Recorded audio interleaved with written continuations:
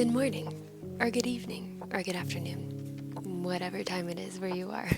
Coming to you live, all cozy from my bed again. I just wanted to speak to something that's been really present for me as I have gotten to know my own creative process a little bit more over the last few years, but particularly within the last year.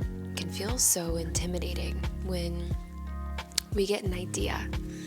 It can feel very out here. It can feel like it's bigger than us. And it can feel hard to take this vision, this dream, this idea, this download, and condense it down through the somewhat tedious and slow process of actually bringing it to fruition. When we face the reality of having to put it through the grind of our human timeline, maybe how we can make it profitable, it starts to feel impossible. It starts to feel like the magic of the initial vision dissipates.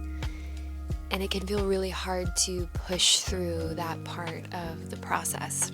I wanted to share a little piece of writing that I just think it's worth resharing. We spend most of our time in the in-between. The creation process, the healing process, the building process, the closing of cycles and the completion of projects and the reaching of milestones are far more fleeting than all that precedes it. So how can we befriend the in-between? How can we make it more sacred? Can we infuse it with trust and relish in the mess of incompleteness instead of wishing we were at the finish line already? If we don't, we're doomed to spend the breadth of our lives separated from the magic of becoming. And I think what's so special about the little baby steps and the bricklaying of our foundation through the creative process is we get to be in constant dialogue with ourselves, with the vision, with source, whatever it is that you call to. We get to be in dialogue with that through the foundation building process, and we get to learn more about ourselves in the tedious, more difficult, less fun tasks.